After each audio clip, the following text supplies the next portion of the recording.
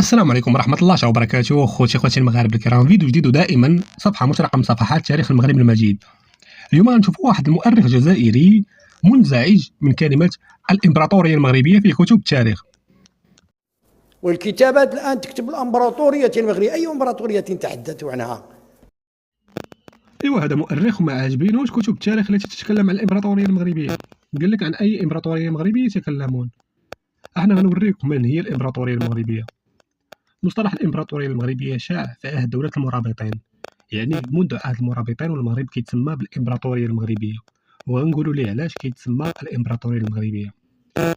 أول حاجة نبداو بقبائل الصنهاجة اللي ذكر هذا الكتاب هذا في الصحراء المغربية.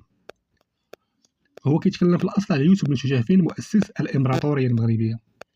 هذا ما عرفش من هي الإمبراطورية المغربية، احنا غنوريوه من هي الإمبراطورية المغربية. الإمبراطورية المغربية التي ضمت إلى المغرب الكبير صحراء موريتانيا والسودان ونهر النيجر والأندلس. عرفتي الآن من هي الإمبراطورية المغربية؟ الإمبراطورية المغربية ضمت إلى المغرب الكبير، يعني الجزائر الحالية اللي صنعتها فرنسا وتونس وليبيا كانت تابعة للإمبراطورية المغربية. بلادك حاليا اللي صنعتها لك فرنسا كانت تنتمي إلى الإمبراطورية المغربية. نعود لك ومع التكرار يتعلم الجزائري. الإمبراطورية المغربية العظمى غنزيدها لك أنا، التي ضمت إلى المغرب الكبير صحراء موريتانيا والسودان ونهر النيجر والأندلس. عرفتي من هي الإمبراطورية المغربية ولا ما عرفتيهاش؟ نوريوها لك بالخريطة، ماشي مشكل. والكتابات الآن تكتب الإمبراطورية المغربية، أي إمبراطورية تحدث عنها؟ عرفتيها؟ هي هذه الإمبراطورية المغربية. هاي الخريطة ديال الإمبراطورية المغربية في عهد دولة المرابطين، كتضم شمال إفريقيا وغرب إفريقيا وحتى الأندلس. هي هذه الإمبراطورية المغربية. هو منزعج من كلمة الإمبراطورية المغربية التي يجدها في كتب التاريخ. إيوا أش من مصادر بغيتي نعتمدو عليها؟ نعتمدو على ويكيبيديا ولا نعتمدو على مصادر البيطاري المدعوم من الكبراناش من خلية بوعلام للزوار التاريخ، اللي الحمد لله المغاربة الرجال ردوه واحد المسخرة. وكنفرح فاش كنلقى سميتو شي مغاربة كيسميوه بحومير، انا كنفرح قسما بالله. المهم هي هذه الإمبراطورية المغربية اللي حكمت شمال إفريقيا وغرب إفريقيا وحتى الأندلس. هذه الإمبراطورية المغربية اللي قلت عليها على أي إمبراطورية مغربية يتكلمون راه حكمت قرون وقرون. مراكش قبل الاحتلال العثماني والفرنسي راه حكمت قرون وقرون، والدليل غتمشي الجزائر الحالية اللي صنعتها فرنسا بتقرير مصير وحكم ذاتي. جميع المعالم الإسلامية اللي كاينة في الجزائر من بناء أسيادكم المغاربة. هي هذه الإمبراطورية المغربية العظمى. أنا زدت لك العظمى من عندي، حنا هما التاريخ. هذا جابوه العسكر باش يتكلم لهم على التاريخ ديال الجزائر. لقى راسو مباشرة كيتكلم على تاريخ المغرب الحقيقي، تكلم لهم على الفترة ديال الأدارسة ودمر خرافة نهر مروية في الفم ديالو. قال على أن حدود الدولة الإدريسية كتوصل إلى وهران، وأكد أن الدولة المغربية الإدريسية حكمات المغرب الأوسط مغربنا. هذا المغرب الأوسط اللي هو مجرد تقسيم جغرافي تابع إلى المغرب الحقيقي اللي هو مغربنا، اللي هو المغرب الكبير ولا الإمبراطورية المغربية.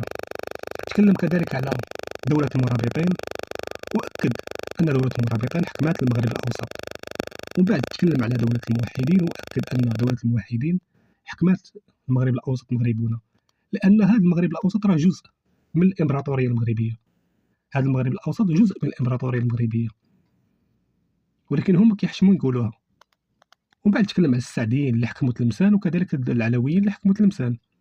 نحن الأصل في شمال إفريقيا والباقي تقليد. المشكل ديال هاد الناس هادو فاش كيجيو كيتكلموا على التاريخ ديال بلادهم كيلقاو راسهم مباشرة كيتكلموا على تاريخ المغرب وتاريخ تونس، حيت ما عندهمش تاريخ.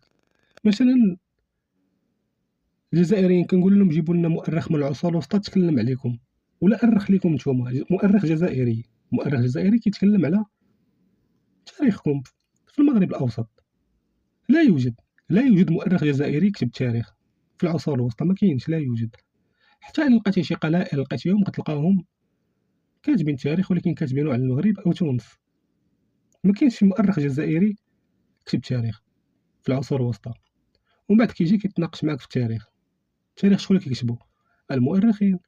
ايوا اراونا ما عندكم من مؤرخين. الجزائريين بحال هذا فاش كيجي يقلب على التاريخ ديال بلادو اللي ما كاينش، راه كيرجع لمصادر مغربيه وتونسيه. اهل التاريخ كيرجع دائما للاصل، والاصل هو ان الغرب الجزائر كان تابع للمغرب والشرق كان تابع لتونس. وهادشي علاش دائما كتلقاهم كيسرقوا تاريخ ديال الدول.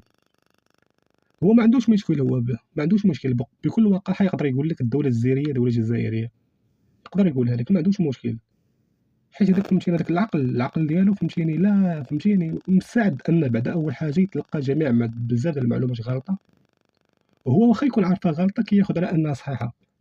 مثلا علاش عطيتكم المثال بالدوله الجزائريه. الدوله الجزائريه الموقع الجغرافي ديالها في تونس وشدوها وسرقوها وكيدعيو انها جزائريه. نفس الشيء بغاو يديروا مع الموحدين والمرابطين والمرينيين، بغاو يسرقوا دول على قدها، دول بعواصم ديالها بالرقعه الجغرافيه ديالها سرقوها ونسبوها لهم. ولكن هادشي غير بيناتهم. بحال هذا اللي كيدعي انه مؤرخ ما يقدرش يجلس في نقاش اكاديمي مع مغربي ولا مع تونسي، ما يقدرش يجلس، ما يقدرش يناقشه، حيت المغربي فاش غيجي فهمتيني غيتكلم معاه غيجبد ليه الارشيف والوثائق وكتب التاريخ. نفس الشيء بالنسبه للتونسي او الليبي. الجزائري لا ما عندوش تاريخ، ما عندوش تاريخ. تخيل معايا ان هاد البلاد هادي ما عندها حتى شي وثيقه. 300 عام من الاحتلال العثماني ما عندهمش شي وثيقه كتاكد انهم كانوا دوله. لا توجد وثيقه تثبت ان الجزائر كانت دوله في العهد العثماني. فاش كنجيو كنشوفو الرسائل وسميتو ديال العثمانيين في الجزائر كامله مكتوبه باللغه التركيه. العمله كانت تسك بسلطان اسطنبول. الخطبه في المساجد مره سلطان المغرب مره سلطان اسطنبول. اين هي السيده بالنسبه لك انت كجزائري؟ ما هي السيده بالنسبه لك فاش كتقول لي ان العثمانيين ما كانوش احتلال؟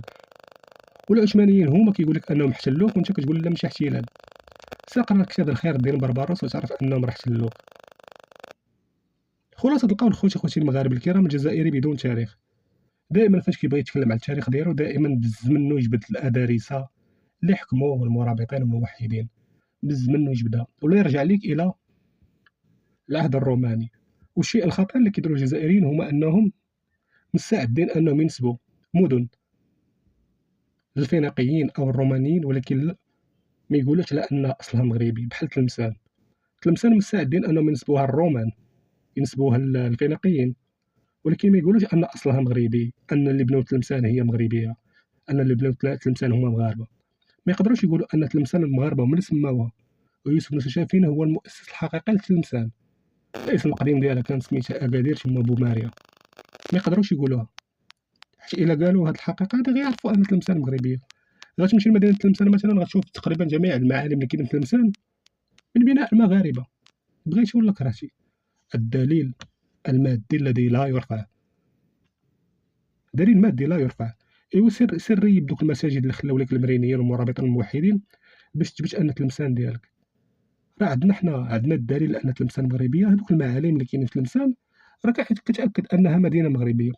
وتلمسان شنو كانت كتسمى؟ فاس الصغرى ولا بنت فاس. يلاه خوتي المغاربه، السلام عليكم. ديما مغرب الله الوطن الملك.